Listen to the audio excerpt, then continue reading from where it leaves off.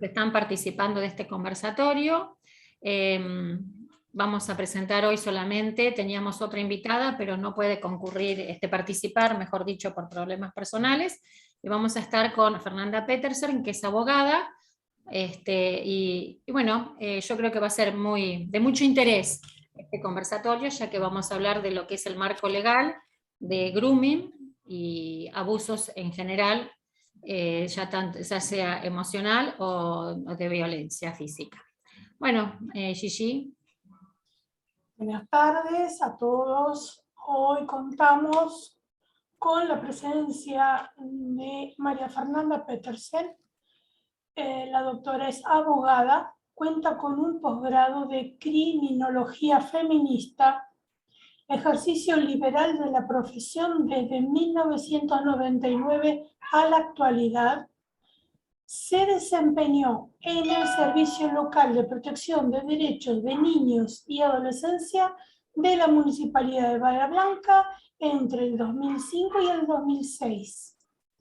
Brinda asesoramiento legal en CREERSI, una ONG a cargo de la licenciada Clelia Severini, y dio asesoramiento legal en ADUNS entre 2011 y 2012. Los dejamos con la participante, con la invitada. Bueno, Fernanda, te cedo la palabra. En la medida, les comento a todos, en la medida que ella vaya exponiendo los temas, pueden hacer las preguntas y se las transmitimos a Fernanda. Bueno, en primer lugar, agradecer la invitación y este espacio, y también plantearlo en este sentido, de a medida que vayamos avanzando, ir charlando y sumando cada una de las partes desde su saber, desde su práctica, para poder construir. Creo que estos espacios son lugares muy importantes para poder deconstruir algunas cuestiones y construir mucho más de lo que cada una de las personas pueden aportar. Cuando Patricia me decía esto de hablar sobre el rol del acompañante terapéutico dentro de la trata de personas, y ahí empezamos a hablar de otro tipo de delitos también, yo primero lo que me imaginaba es, ustedes tienen una formación muy completa que tal vez, tiene que abarcar muchas cuestiones, desde abordar una situación conductual dentro de un marco determinado de familia, dentro de una determinada comunidad, interactuar con el equipo técnico de la escuela, y creo que exigir o pedir que también esta profesión pueda tener conocimiento estricto de lo que es un delito, cuándo es delito o cuándo no, ya sería como demasiado. Entonces pensaba en esto de que muchas veces lo que perdemos quienes ejercemos la abogacía, esto del sentido común, y de empezar a decir, bueno, a ver, estas cuestiones que desde el sentido común me dicen que no está bien, ¿qué hago con esto? Y ahí es donde tenemos que empezar a desarrollar esto de trabajar en red, cosa que desde mi profesión muchas veces nos cuesta hacer. Hemos venido desandando un camino bastante interesante en este sentido, pero creo que hay que empezar a saber qué hacer con esto, que nos dice la persona que estamos acompañando, que nos dice el vecino de esa persona, cuando vamos a la escuela o cuando tenemos una reunión en un equipo ampliado. ¿Qué hacemos con esta información? ¿Nos la guardamos, la procesamos desde lo teórico, hacemos un hermoso informe para presentar ante quien corresponde, sea la obra social, sea el servicio local, un tribunal, la escuela?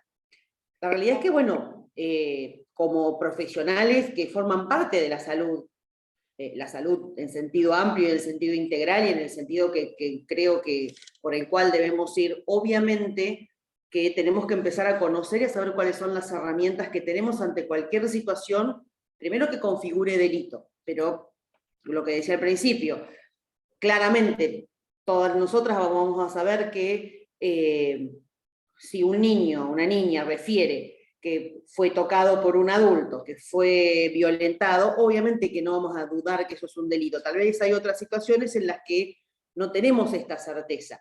Y ahí es donde empiezan a interactuar diferentes instituciones en el ámbito municipal, en el ámbito provincial, conocer y empezar a hacer lo que yo siempre digo, el recursero, que es fundamental, En pandemia fue muy difícil abordar las problemáticas de violencia de género, porque la realidad es que ustedes mejor que nadie saben la escasez de recursos con las que se trabajan estas problemáticas, muchas veces las imposibilidades económicas de las víctimas, una vez que plantean la situación, cómo abordarla. Y la realidad es que, por ejemplo, en Fiscalía hay un mail en el cual cualquier persona puede hacer una denuncia y poner en conocimiento la comisión de un delito. Después, si eso no es otro tema, pero desde el momento que mandamos ese mail, ya la Fiscalía, que es el órgano, digamos, judicial en sede penal, queda en conocimiento de esa situación, entonces al otro día nos va a mandar una contestación diciendo: su denuncia fue radicada en esta Fiscalía y tiene este número de casos. Y este tal vez es un dato que muchas veces desconocemos porque se maneja entre quienes ejercemos la profesión de abogacía, los abogados, las abogadas, pero la realidad es que muchas veces no contamos todas las personas que estamos en este circuito con esta información. Y creo que empezar, por eso decía al principio también, empezar a generar estos espacios de construcción de redes es fundamental. Ustedes como personas que acompañan y sostienen en un proceso de salud integral, tienen un oído muy atento a todas estas cuestiones, que claramente desde nuestra formación muchas veces perdemos o no tenemos directamente.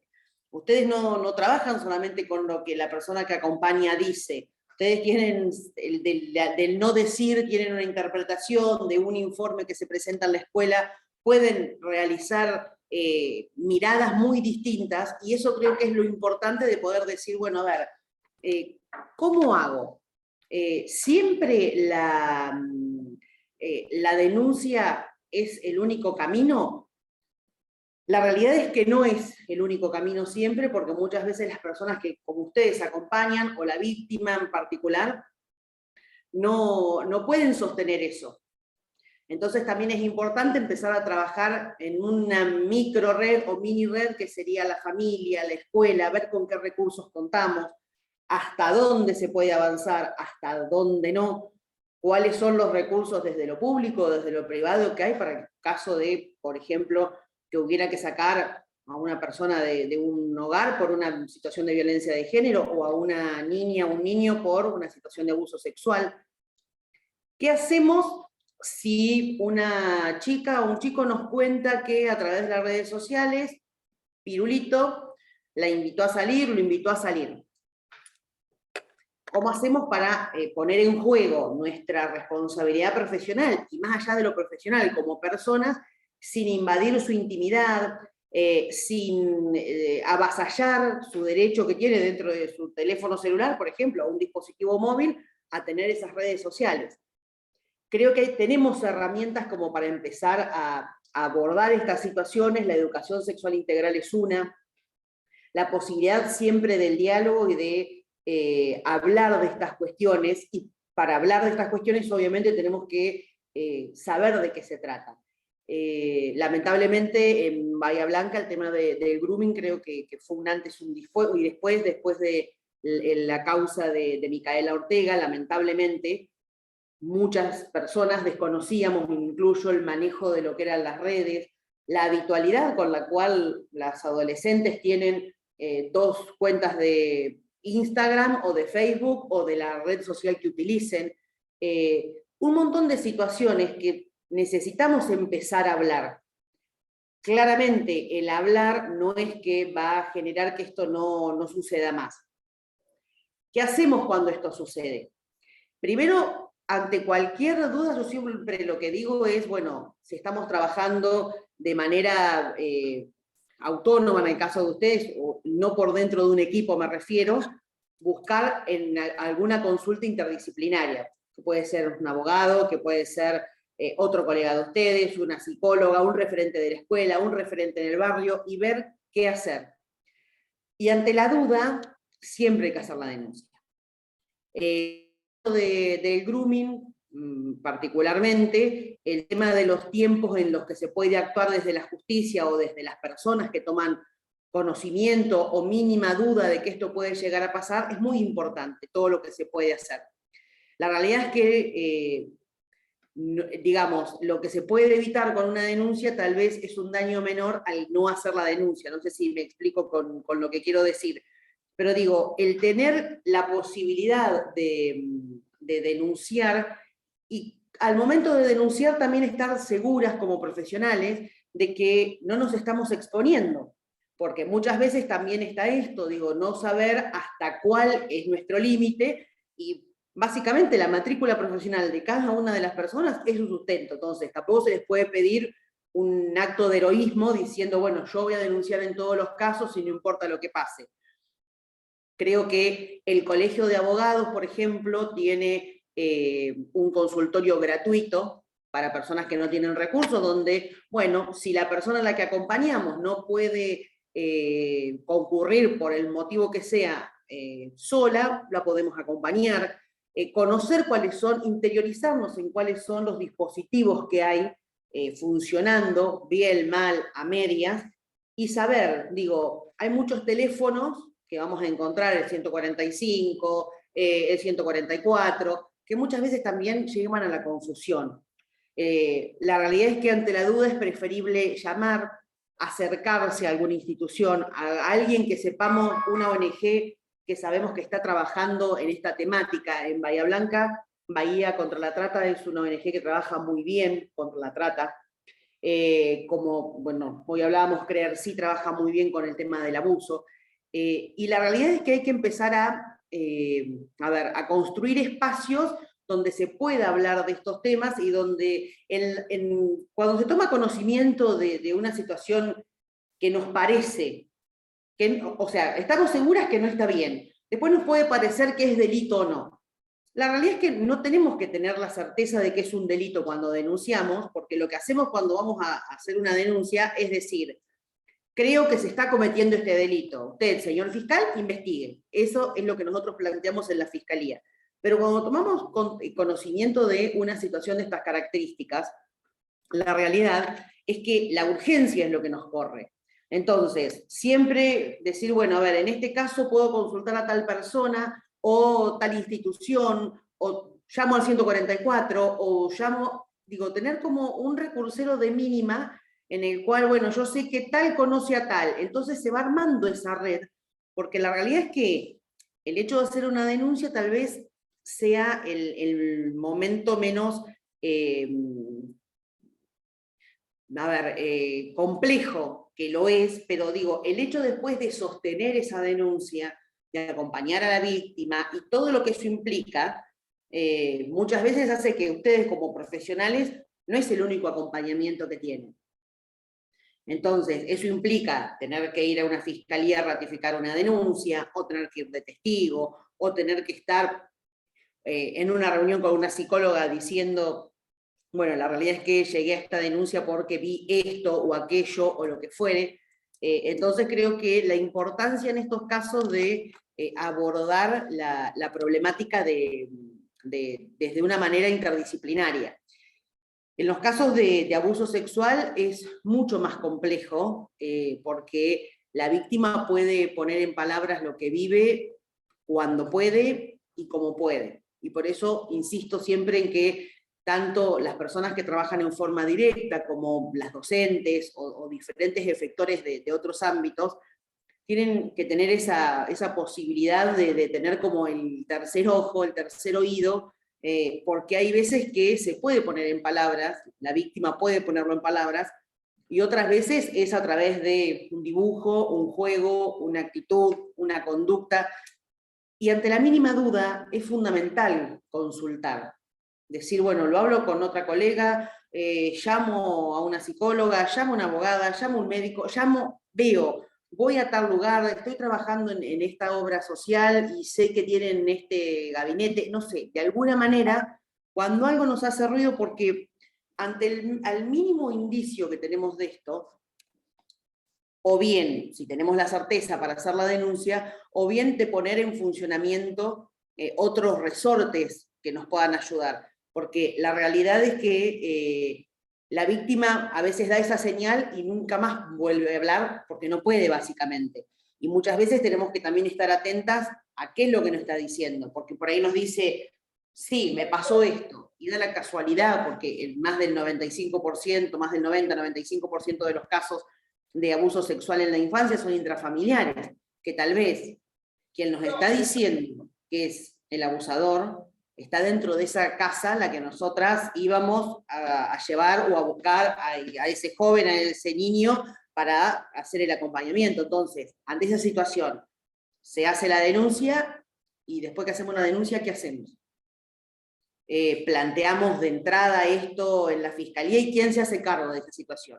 Entonces, saber, por ejemplo, que cuando hay una situación de estas características, se da intervención al fuero penal, que es la investigación claramente de la fiscalía, pero también se tiene que dar intervención al juzgado de familia en turno, que lo que tiene que hacer es una medida de, digamos, una medida cautelar en la cual se excluye del hogar, para el caso de que viviera en ese hogar el agresor, y se le tienen que dar todas las medidas de seguridad al grupo que queda conteniendo a la víctima, sea un botón antipánico, un rondín policial, una custodia efectiva, que es lo que, si bien no es un patrullero en la puerta, va dando vueltas cada determinado horario.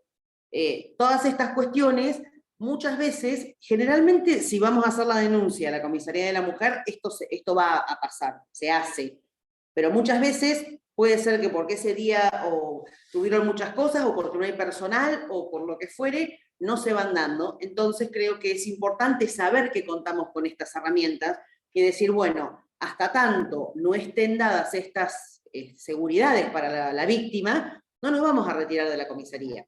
Si estamos hablando de alguien menor de edad, claramente hay que darle intervención al servicio local y que disponga lo que se llaman las medidas de abrigo, que son medidas por corto tiempo, de resguardo, y si en la casa donde está viviendo este niño, niña, que está en una situación de violencia, el padre, padrastro, tío, quien fuere, no, por el motivo que sea, no es seguro, o la madre o la tía o quien sea es cómplice de esta situación y niega todo y no quiere colaborar, bueno, tal vez tienen que sacar directamente al niño o a la niña y llevarla a una casa de abrigo, a una medida que se haga transitoria, dar intervención. Digo, hay un montón de resortes, pero tenemos que conocerlos, porque al momento de hacer, a ver, la denuncia no es una situación mágica. Se hace la denuncia y después empieza el baile en serio. Hacemos la denuncia y tenemos una nena de 10 años y 2 hermanitos, que refieren que el novio de mamá les pega, los abusa, los maltrata, les grita, no los deja ir a la escuela, no les deja usar el celular ahora en pandemia para conectarse y hacer los deberes. Hicimos la denuncia. Legalmente, con nuestra función de profesional de la salud, cumplimos. Ahora, ¿esos chicos a dónde vuelven? ¿A esa casa en la cual fueron violentados? Exigimos que intervenga el servicio local. Entonces, si sabemos todas estas cosas, lo podemos, digamos, para el caso de que no se estuviera cumpliendo, lo podemos exigir. Pero la realidad es que siempre quienes vayan a hacer las denuncias son quienes acompañan a la víctima, que es la que básicamente pudo romper ese silencio. En este tipo de delitos, la ley suprema es la ley del silencio. Mientras no se hable, sigue el status quo, nada cambia, todo se mantiene. Entonces, seguramente que a muchas de ustedes o a muchos de ustedes les ha pasado de, ojo con lo que te dice el acompañante, ojo con lo que dice la psicóloga, porque la realidad es esa, o sea, como ustedes lo que empiezan es a escuchar y a empoderar en esto de los derechos que cada persona tiene, lo que se genera es una situación en la que también tienen que empezar a generar estrategias para poder continuar con ese acompañamiento. Estoy leyendo acá que Oscar dice, cuando se visibiliza un abuso deshonesto profesional hacia un usuario o usuaria vulnerable en una institución y la misma tiene un resguardo de códigos de silencio entre colegas, ¿qué se hace? A ver, la realidad es que lo que Oscar está planteando, lo que entiendo es, un profesional denuncia y la misma institución protege a ese profesional que abusa. Si es esa la situación, creo que más allá de la cuestión penal y del planteo de la denuncia que corresponde, creo que hay que intervenir en el caso de que esa profesión esté regulada y tenga un colegio profesional, hay que hacer la intervención en el colegio de ética y visibilizar estas situaciones. Creo que, a ver, en este tipo de problemáticas no se puede estar de los dos lados y acompañar a las víctimas, sea menor de edad, sea un profesional, sea quien sea, creo que es una postura ante la vida. Y la posibilidad, digo, si no empezamos entre quienes estamos en estos temas, a decir, bueno, pasó esta situación, bueno, no se puede acompañar todo. O sea, la realidad es que si hay esto que dice el código de silencio, que es cierto, a ver, el silencio y la neutralidad es complicidad, no hay muchas alternativas. Entonces, si se es cómplice de un delito, cualquiera sea, pero por sobre todo contra la integridad sexual, la denuncia penal no hay dudas, y si hay colegio que regule esa profesión, presentar en los colegios, digamos, los comités de éticas para que intervengan. Fernanda, quería... Perdón, no es que quiero ampliar el tema, pero sí, me entendió bien la pregunta, Fernanda, pero también está el caso que si es una usuaria la que visibiliza eso, o un usuario en una institución, y por supuesto que en la ética, el código de vida, si es y más si siendo un menor, ¿no es cierto? Uno no tiene que ponerse en el medio, tiene que estar de un lado, ¿no es cierto? Firme. Pero, ¿qué pasa? Que es conocido que muchos usuarios denuncian algunas cosas, como a mí me ha pasado que me han contado, y se utiliza, o sea, la vulnerabilidad y el estado de salud mental del paciente o del usuario en contra, o sea, no tiene ninguna defensa, o sea, como que no es creíble, o sea, siempre gana, o sea, ¿qué le vas a ver, hablando mal y pronto? No, está delirando entre o sea, el jefe o los agentes. No, nosotros somos los profesionales. El usuario es un delirio, es una patología, y la ley muchas veces se reduce solamente y se clava en eso. ¿Entienden? ¿Me explico lo que quiero decir? Sí. Vos lo que planteás es que el profesional, cuando acompaña la manifestación del usuario, y en los casos que tiene una patología psiquiátrica sobre todo, se lo patologiza, por decirlo de alguna manera, y se descree de su relato. Exacto. Claro. Exacto, El tema es que porque creo muchas que veces nos encontramos nosotros como acompañantes, nos encontramos con esos relatos y la verdad que a veces es bastante angustiante no poder sostener o protegerlo o acompañarlo de una manera en algo que después uno, si empieza a indagar fino, porque también nosotros observamos a los agentes de salud y empieza a indagar y nos damos cuenta que es cierto lo que dice el usuario. Por más de que tenga entre la etiqueta de loco. ¿Me explico? Lo que pasa es que también está esto del estigma de la salud mental, digo, y de que cuando hay determinado cuadro, como decías vos recién, lo que dice es o un delirio o forma parte de este cuadro. Creo que esto es un camino muy finito para desandar, en el sentido de construir este preconcepto y hasta este prejuicio de que una persona con determinada patología, digo, a ver, ¿por qué aún dentro de esa patología está poniendo en palabras esta situación abusiva? Y como vos decías recién, tal vez en su historia o haciendo un recorrido en toda su historia, no sé, desde el ingreso a la salud o en la escuela, empiezan a surgir elementos que ponen en contexto donde la salud o su enfermedad o su diagnóstico, lo que sea, es una característica o una situación más de su vida, como podría ser cualquier otra, pero que no invalida su relato.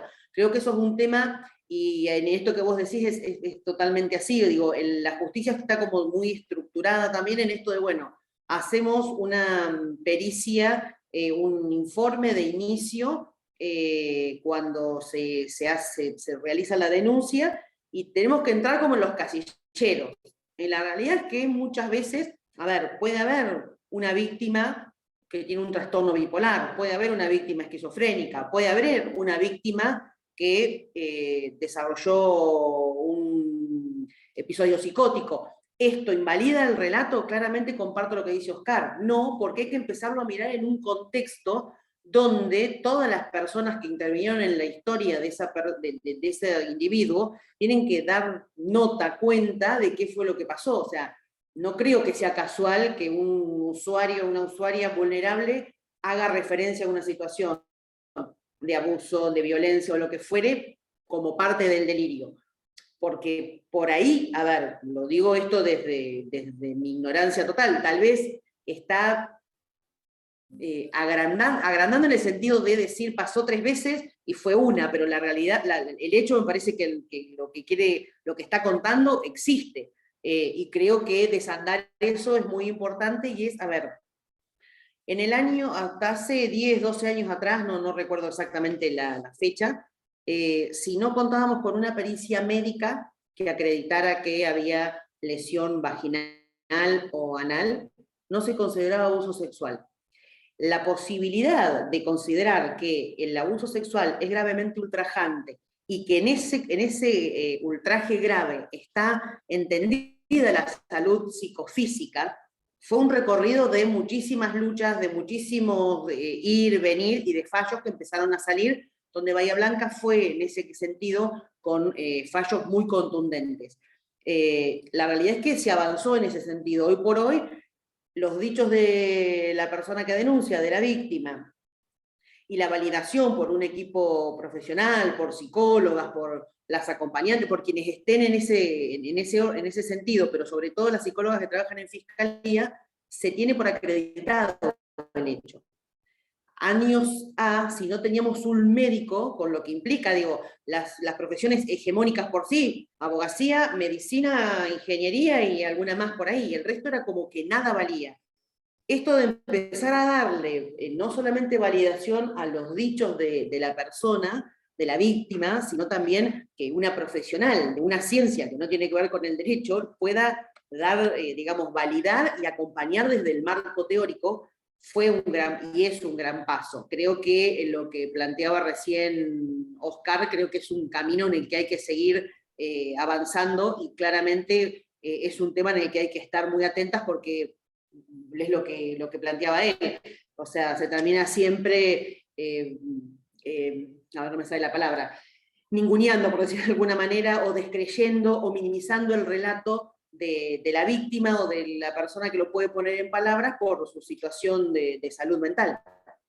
De cualquier manera, Fernanda, en estos establecimientos de salud mental donde están internados, sé de un caso, es muy difícil probar que hubo, en este caso fue abuso ultrajante, violación, de hecho la persona estuvo internada, y sin embargo la familia hoy por hoy todavía no puede lograr nada, no lo puede demostrar, porque bueno, el establecimiento es como que es muy conocido, cubren todo, y bueno, porque está en juego su prestigio, ¿no? Entonces, esto que dice Oscar es muy, muy difícil, por lo que hemos visto, de llevarlo a cabo y comprobarlo, ¿no? Y vos desde tu lugar como abogada, supongo que lo tendrás más claro esto, ¿no? Entonces, sí, la persona terminó... Aparte de lo que ustedes plantean, esto de cuando, digo, quien cubre la situación es una institución reconocida, que tiene todos los recursos, todos los medios para, bueno, la historia clínica que vas a pedir la tienen ellos, y ellos son quienes la firman y quien dan fe, entre comillas, de lo que están escribiendo.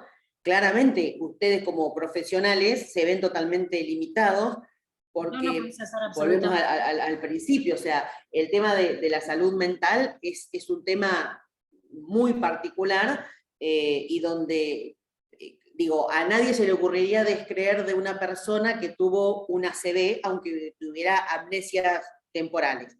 Pero de una persona que tiene una internación psiquiátrica, eso es como, no, se esconde, todavía hay mucho tabú y mucho de mito sobre eso. Hay un fallo en Córdoba de hace unos cuantos años que a una madre protectora, el padre de sus hijas denunciado por abuso sexual, ella decidió que él, cuando le tocaba el régimen de visitas, no los iba a dejar ir. Esta mujer, luego de un tiempo, tiene una situación de mucho descontrol y de estar desbordada, esa es la palabra. Empieza un tratamiento psiquiátrico, un tratamiento con una terapia, y se presenta en el tribunal y dice, bueno, entonces el padre decía que la madre no podía estar con sus hijas porque era psiquiátrica. Y el juez dice, palabras más, palabras menos, la realidad es que la enfermedad psiquiátrica no es el problema. El problema es quien no la asume o quien no tiene a nadie que le diga, no, por acá no vas más, y no toma la medicación que tiene que tomar. Y fue como un caso muy relevante porque es una de las estrategias siempre para destratar o desmentir el relato de víctimas. Bueno, no, pero es psiquiátrica, va al psiquiatra.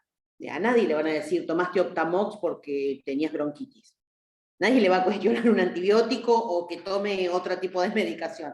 Pero sí, es un tema muy, muy particular y muy difícil de abordar también, porque es muy difícil de acompañar a la persona que está dentro de un cuadro psiquiátrico, porque hay un montón multicausales que, bueno, va a ser muy compleja la situación. Y con respecto a algo que dijiste antes, que no lo quiero dejar pasar, que tiene y no tiene que ver con esto, es el tema que vos dijiste que, bueno, ante un abuso de un menor hay que recurrir al servicio local, por ejemplo.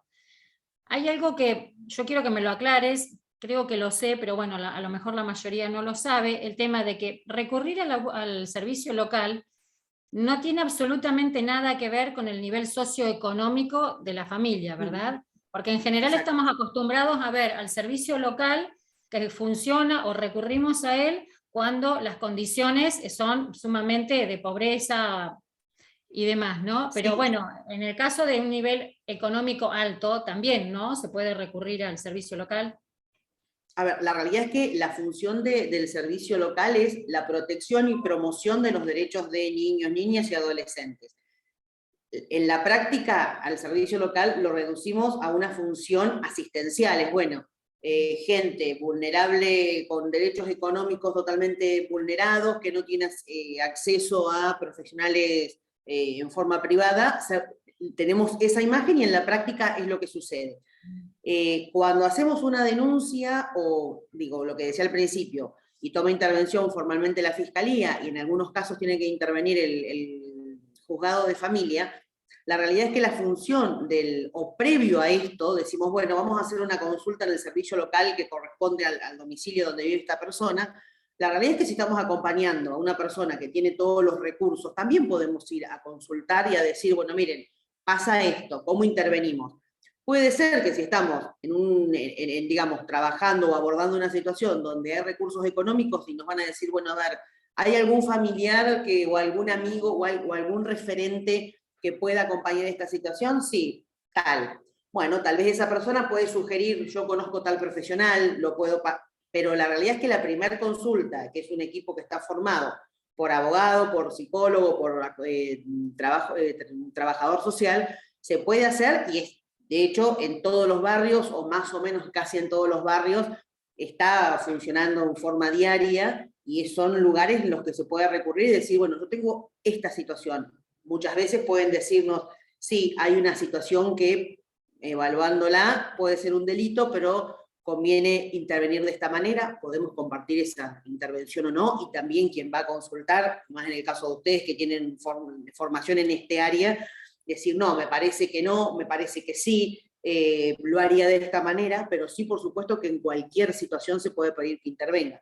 A ver, como cualquier recurso del Estado que podemos pedir y utilizarlo cualquiera de los ciudadanos, cualquiera de las personas, ante una situación de violencia, digo, puede ser que sea una familia de clase media alta, una situación de violencia de género donde la mujer decide irse de la casa. En el irse de la casa implica irse con lo que tiene puesto. Muchas veces se puede llevar la tarjeta de la prepaga, pero si su marido corta esa tarjeta, no tiene más prepaga. No tiene trabajo, un montón de situaciones que hace que en ese momento no tenga la posibilidad de ir a pagar un tratamiento, un médico psiquiatra, un médico clínico, hacerse un análisis. Puede usar el servicio de salud pública, el servicio de acompañamiento de una psicóloga en los espacios municipales, de ir a las ONG que trabajan, digo, siempre están disponibles. Obviamente que la saturación que tiene el sistema, no hace falta que hablemos de eso, pero sí el servicio local como herramienta, digo, de empezar a generar estrategias y de abordar situaciones que muchas veces, a ver, no es lo mismo plantear una situación de violencia o de abuso en un marco familiar, por decirlo de alguna manera, donde está totalmente naturalizado, donde tiene que ver con cuestiones culturales en algunos casos, donde hay cuestiones de violencia intrafamiliar con cierta historia, que en otras situaciones. Entonces el servicio local de ese barrio tal vez nos puede aportar, no, mirá, de este chico o de esta chica ya vino el equipo de la escuela, tenemos esto, digo, y empezar como a hacer ese rompecabezas y poder acompañar de la mejor manera posible.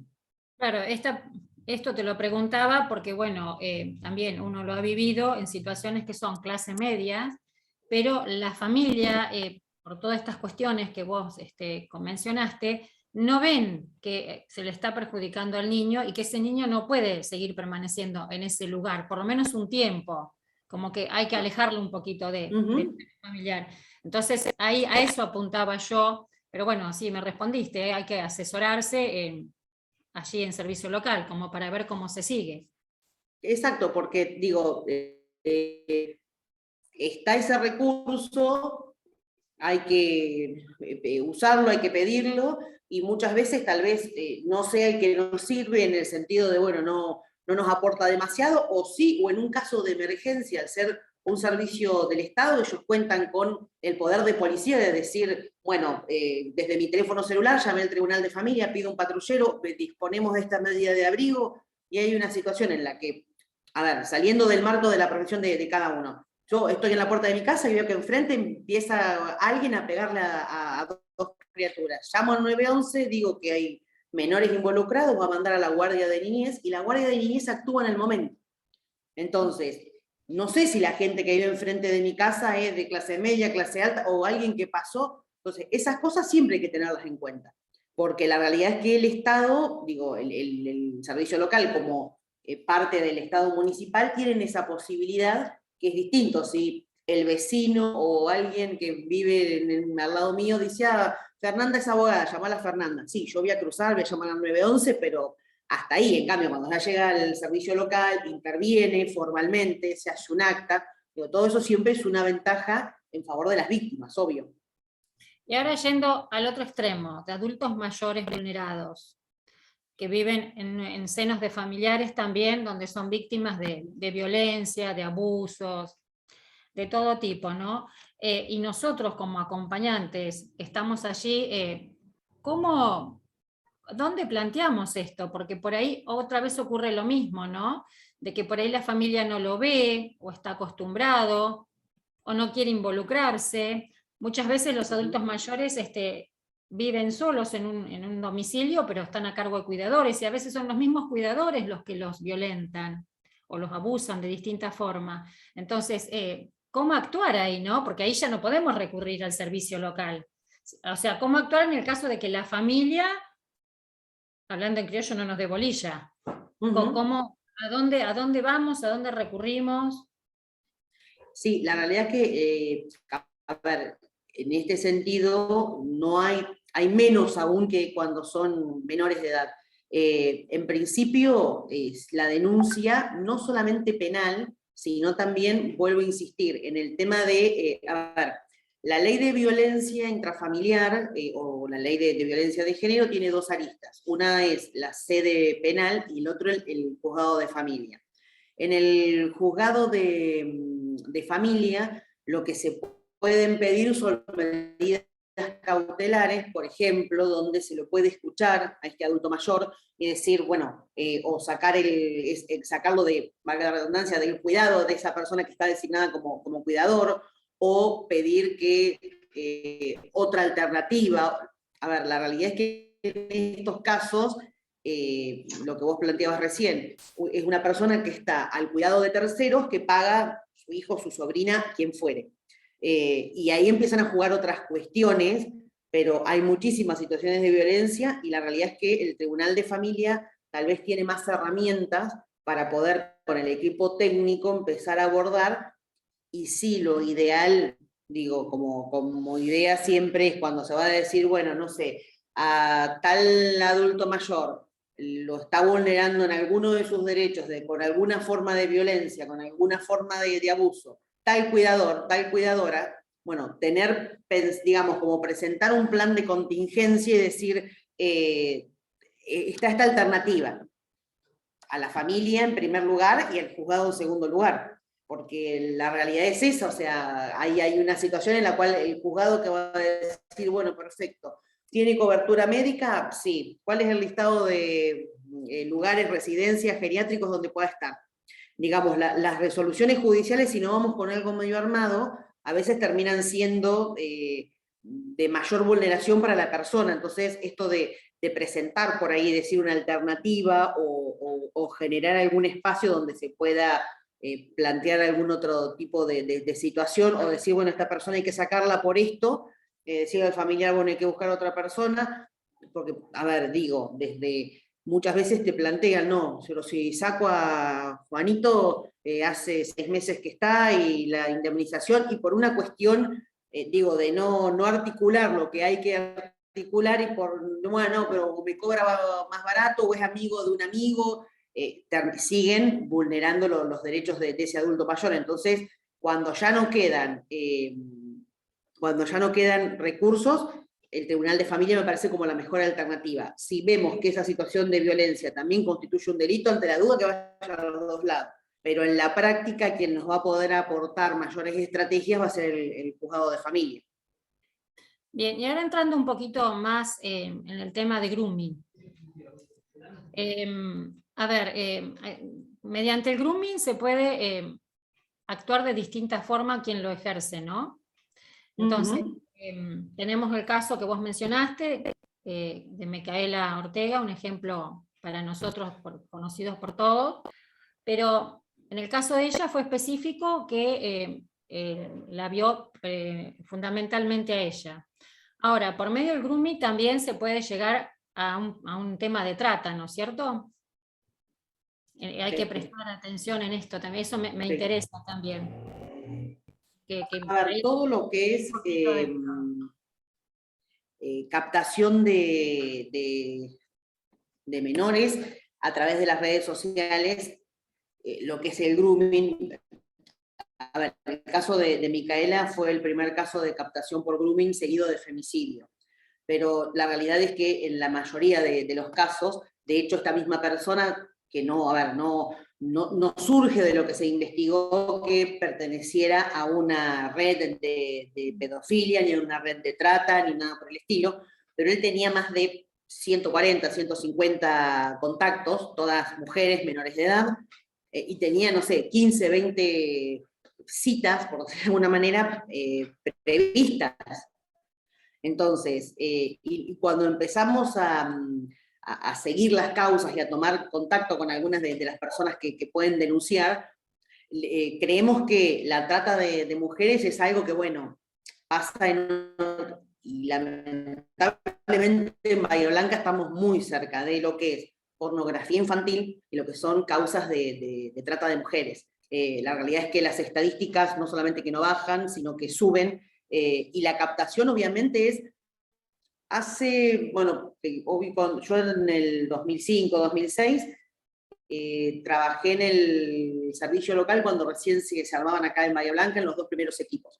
Y el fiscal Nicolás de la Cruz, que la verdad que con estos temas siempre fue impecable trabajando, del Foro Federal, nos llega un día a la mañana una llamada al teléfono que teníamos de guardia del municipio, donde nos decían que en la terminal de ómnibus había 2 chicas que no sabían la edad, que eran paraguayas, que hablaban poco, y que lo único que decían eran que no querían volver a esa ciudad. Nos fuimos, nos entrevistamos con ella, hablamos, bueno, resumiendo, estas chicas estaban en un prostíbulo en Punta Alta, todo Punta Alta sabía, era Playboy, todo el mundo sabía quién era el dueño, todo el mundo sabía absolutamente todo. Eso fue a la mañana, mientras, claro, a ver, la noche anterior una persona en Punta Alta les cargó en ese momento lo que era no me acuerdo cómo se llamaba la SUB en ese momento, pero les cargó para que llegaran a Bahía y les dijo, bueno, ahí que llamen a la municipalidad. Llamaron a la guardia nuestra y fuimos. Cuando nos empiezan a contar, la realidad es que tienen un sistema muy parecido, como si fuera, a ver, como si fuera un equipo de, no sé, viene River a reclutar jugadores de fútbol. Entonces, ellos tienen un sistema parecido. En Paraguay, en la zona donde eran estas chicas, había una señora que decía, bueno, a ver, necesito de tal la estatura, de tal manera, de tal edad, de tal... Y las reclutaban y, obviamente, en una situación de pobreza, en una situación de mucha necesidad, una de estas chicas hacía menos de 4 meses que había sido madre de su segundo hijo, y ella era peluquera. Y lo que le habían dicho era que acá se necesitaban peluqueras y ganaban X cantidad de plata, y eso le permitía a ella, según lo que ella había calculado, vivir acá y mandarle plata a su familia y a su madre para que criara a sus hijos hasta que se pudieran estabilizar y así, bueno, mejorar. Lo mismo la otra chica. Cuando tomamos contacto con él, un miedo atroz, pero imposible de describir lo que es... fue la primera vez que estuve en contacto con víctimas de trata, y me parecía totalmente imposible, primero, que estuviera pasando acá tan cerca de Bahía. Y segundo, la municipalidad dispuso que estuvieran en un hotel que pagaba la municipalidad, y yo les decía, mira, a una cuadra tenés un supermercado que vende comida. Yo las volví a llamar, pero ¿cómo? No se animaban a salir solas. Cualquier auto del color o el auto de la marca que tenía la persona que las reclutaba, en Punta Alta, digamos, quien manejaba el prostíbulo, se paralizaban. Entonces nos empezaron a contar cómo era dice, esta cuestión de esta dualidad que ellas tenían, y decían, cuando a la tarde nos llamó el fiscal para que pudieran declarar, obviamente previo a hablar con las psicólogas y un montón de cuestiones, ellas decían, no, pero no eran malos, dice, porque nosotros entramos, nos daban todos los días de comer, nos podíamos bañar, y les ponían una pulserita. Toda la gente en Punta Alta y Pehuenco sabía que las chicas que iban con una pulserita o con determinada gorra a la cooperativa obrera de Punta Alta, a un súper en Pehuenco, que bajaban a la playa, eran las chicas del tío Guido. Todo el mundo sabía eso, todo el mundo. Y ellas, por ejemplo, un dato, cuando alguien les decía, ¿hay tu documento? No tengo documento, se lo quedó el señor. Y no se reconocen, que esto es muy común de escuchar en las víctimas, no se reconocen como víctimas, no, pero yo vine, yo les decía, ¿pero vos a qué viniste? Yo vine a trabajar de peluquera, y la otra chica no me acuerdo cuál era el ofrecimiento que le habían hecho.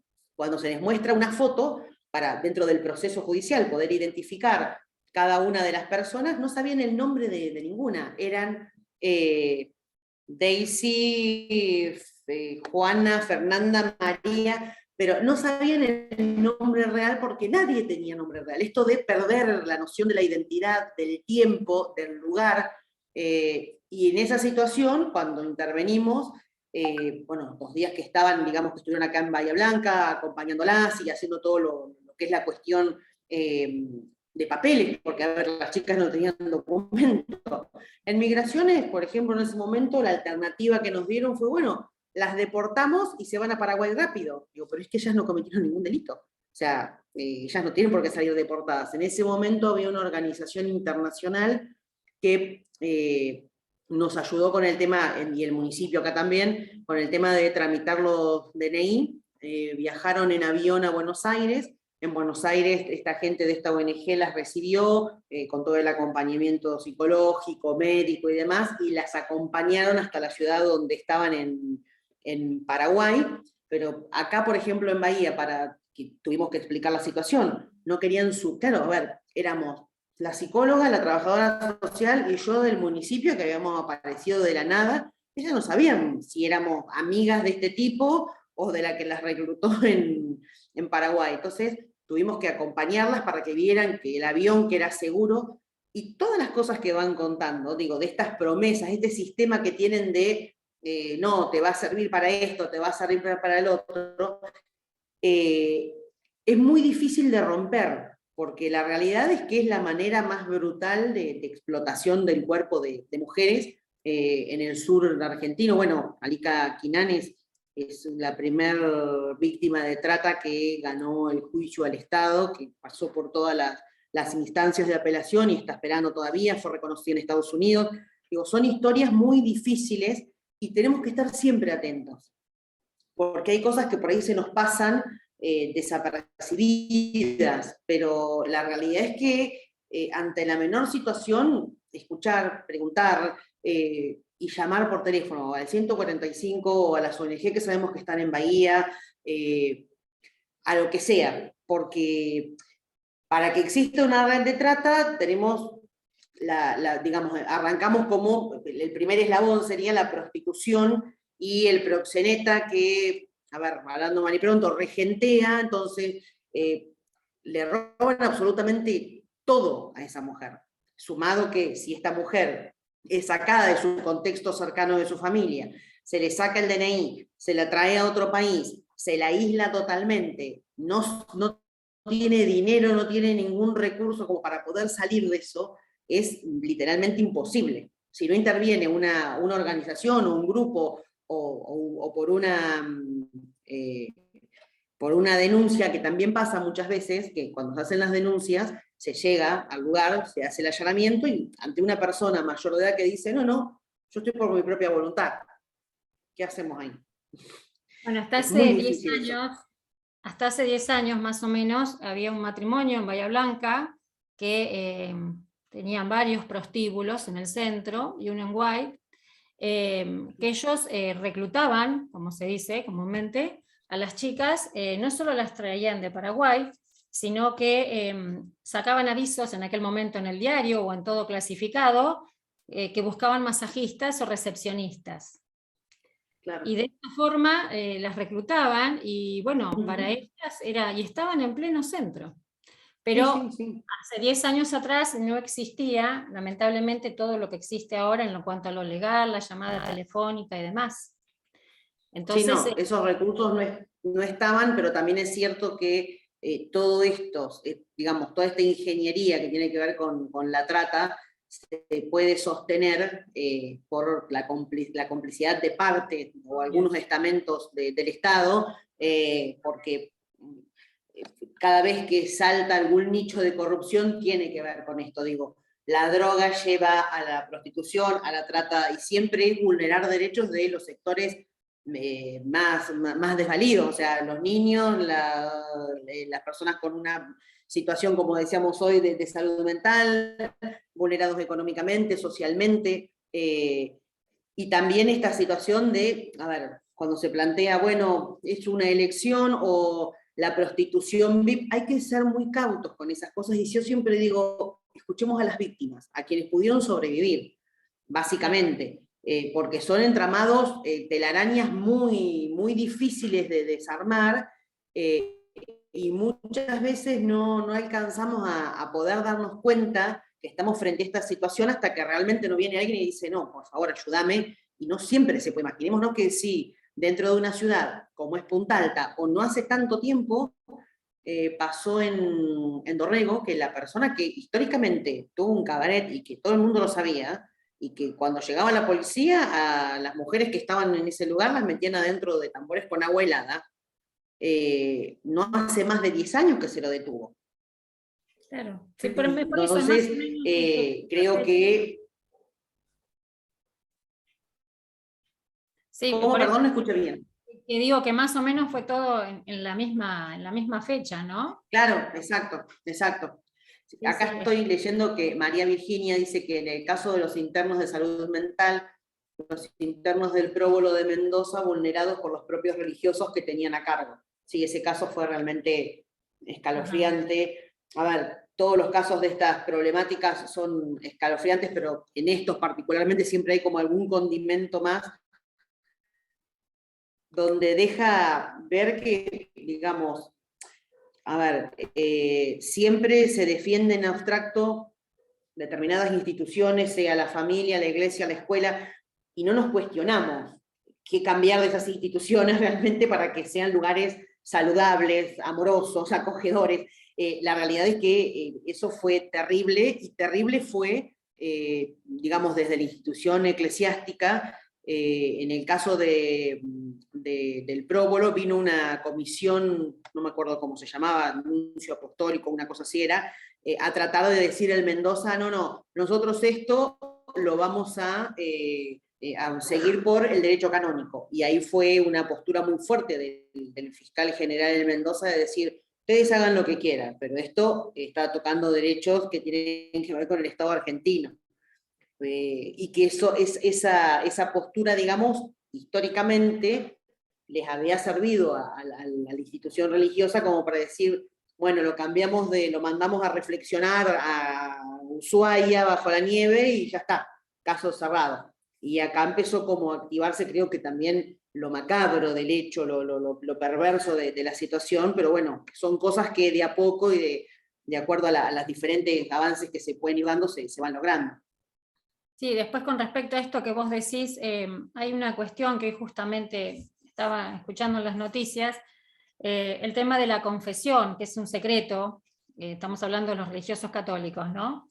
Están viendo la posibilidad, no sé si lo escuchaste, del tema de que cuando hay algún tema de violación, de asesinato y demás, que los sacerdotes puedan hablar de este tema y que no quede en el secreto. Porque en el caso específico de lo que estamos hablando, quienes iban a colegios religiosos, que yo fui toda la vida, de esto se sabía un montón, pero bueno, los sacerdotes por ahí lo recibían en las confesiones y ni siquiera a los padres los comunicaban, ¿no? Entonces como que también es... Sí, creo que creo que ahí está en juego varias cosas. Por ahí el tema de el deber de secreto de confesión que tiene el sacerdote, pero también esta idea hasta romántica, si queréis, muchas veces de las religiones de, bueno, poner en manos del Señor, perdoná, cuando, a ver, más allá de lo que sea estrictamente el secreto profesional, cualquier profesión, sea un acompañante terapéutico, una psicóloga, una abogada, un médico, quien fuere, claro, tenemos secreto de profesional, pero la realidad es que cuando está en riesgo la vida de una tercera persona, de mínima pedimos un consejo, una supervisión con otro colega, con quien fuera. Creo que acá se juegan un montón de situaciones donde la Iglesia históricamente no ha denunciado, no ha acompañado a las víctimas. Y lo terrible de una persona que profesa un credo como la Iglesia, como la religión católica, que pone en palabras frente a la persona que tiene confianza, que es su guía espiritual o religioso, o lo que fuere, y que queda ahí. O sea, digo, debe ser un impacto bastante fuerte para poder procesarlo después también. Sí, sí, seguro. Bueno, no sé si alguien de las personas que están participando quieren hacerle alguna pregunta con respecto a todo esto a Fernanda. Si no, no sé si querés agregar algo más vos, Fernanda. La verdad que esto da para hablar horas, ¿no? Pero bueno, como para ir cerrando. Es un tema que a mí me apasiona, además, me gusta mucho. La realidad es que al trabajar con todo este tipo de situaciones, de problemáticas, de realidades, obviamente que poder estar siempre hablando y van a seguir surgiendo situaciones y casos, y creo que en esto lo importante es, bueno, decir, bueno, sé que a lo que decíamos al principio, armar una especie de red entre todas las personas que estamos en las mismas temáticas y decir, bueno, mira, disculpame el día, disculpame la hora, pero a una conocida, a una compañera de trabajo le pasó esto, sí, te paso este teléfono. Ante la duda, activar todos esos resortes, porque me parece que es fundamental también, primero para acompañar a la persona que lo requiere de una manera adecuada, integral, empática, pero también para poder sacarnos siempre esta mochila de, bueno, como somos la acompañante, como somos la psicóloga, somos la abogada, tenemos que, ir diciendo, bueno, si esta persona sabe a qué número tengo que llamar, pedirlo, hacerlo y empezar como a trabajar en red, que es fundamental en estos temas. Bien. Bueno, yo la verdad que para hacerte preguntas tengo un montón, pero bueno, repito lo mismo, vamos a estar mucho tiempo. Entonces, no sé si alguien más tiene alguna otra inquietud, si no, iríamos cerrando, Fernanda, para no robarte más tiempo y agradecerte un montón tu tu participación. Ahí está Virginia que va a consultar algo.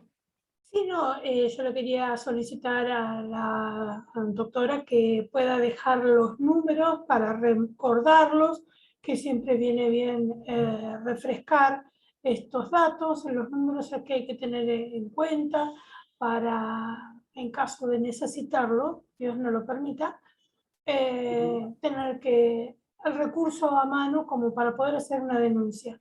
¿A dónde hay que dirigir la denuncia? A ver, la denuncia, en los casos de que estamos hablando de cualquier tipo de violencia, siempre es lo mejor o lo más indicado es la Comisaría de la Mujer. Hay un mail que lo encontramos en la página de Fiscalía, que es denunciasbahíablanca@mpb.gov.ar, donde podemos mandar ahí las denuncias, y al otro día nos informan en qué fiscalía está y cuál es el número. También está el 144, que es la línea de asistencia a la víctima de violencia de género, que muchas veces previo a hacer la denuncia o a hacer una consulta es un espacio en el cual nos pueden dar alguna herramienta. En lo que es relativo a trata de personas está el 145, y dentro del Colegio de Abogados hay atención en lo que es el consultorio gratuito. Es un convenio que hace los colegios de abogados con la provincia, donde ante la denuncia en cualquiera de estas situaciones, a la persona que se constituye como víctima dentro de la causa, se evalúa y se le otorga el patrocinio letrado en forma gratuita. Hay un día por semana que se hacen esas entrevistas, que es un recurso también importante para tener en cuenta. Y en Chiclana 140 está la Defensoría Pública, que cualquier trámite que tenemos que hacer en el Tribunal de Familia, tenemos que ir con firma de un profesional, un abogado, una abogada. Entonces, a ver, si hacemos la denuncia, automáticamente el tribunal nos va a llamar y nos va a decir, bueno, para el caso de que no tenga recursos, vaya, pero es ahí en Chiclana 140, donde estaba antes la galería, donde es la galería que antes vendían valijas. Está la ONG Nido, que trabaja muy bien en cuestiones de violencia, digo, para empezar como a consultar todas estas situaciones. En lo que es abuso sexual, Creer Sí, en Bahía también trabaja muy bien, o sea, acompaña en la medida de las posibilidades con los recursos que va pudiendo reunir, y eso sería más o menos como el mapa, los servicios locales en cada barrio, los espacios nido en cada barrio, porque también todas estas cuestiones, a ver, se ven interactuadas por la situación del barrio, las modalidades, los diferentes tipos de situaciones que se van dando. Eso serían como más o menos. En la avenida Serri está lo que es la oficina de violencia de género del municipio, que también ahí tienen asesoría letrada y psicológica. Y, por ejemplo, en esto de lo que hablábamos hoy al principio, de la salud integral, en las salas médicas muchas veces pueden derivar, pueden consultar, pueden decir, bueno, me pasa esto, la violencia pasa por una situación de que mi pareja no accede a utilizar un método anticonceptivo. Bueno, se pueden ver desde algunos otros lugares, digo, situaciones que por ahí no tienen que ver estrictamente con una situación de abuso, pero sí con diferentes tipos de violencia que obviamente tienen la gravedad de las otras, ¿no? Fernanda, ¿yo puedo proporcionar tu mail por alguna consulta específica? Sí, sí, por supuesto. Lo paso acá al chat, por eso te preguntaba. Sí, bueno, sí, sí. No sé si alguien más quiere preguntar algo o consultar algo. Muchas gracias, doctora Petersen. Sí, coincido con Patricia, este es un tema que da para mucho y que, bueno, la invitamos para el año que viene para poder hacer una nueva, reunirnos en una nueva oportunidad y poder seguir poniéndole luz a este tema. Sí, el año que viene yo vamos primero a agradecerles nuevamente la participación y obviamente esperamos el año que viene ya que sea presencial y poder reunirnos para seguir hablando de estas cuestiones. Sí, seguro que sí, y ver si el año que viene podemos contactar a alguien, como habíamos hablado, Fernanda, que ha sido víctima de todo esto, porque a veces la palabra de la víctima, Sí, digamos, por supuesto. ¿no? Es lo que más nos hace ver cómo es toda esta situación, ¿no? Quien lo vivió realmente al hablar y verle la expresión es como que refleja lo vivido, ¿no? Así que Exacto, sí, tal cual. la idea es seguir con los conversatorios el próximo año, así que seguramente, como te dijo Virginia, te vamos a estar contactando nuevamente y por ahí ya lo vamos a organizar con más tiempo, ¿sí? Así que bueno, muchas Muchísimas gracias, gracias. Fernanda. Hasta aquí llegamos. Luego. Ahí les pasé el mail de Fernanda si alguien quiere contactarla. Hasta la próxima. Gusto.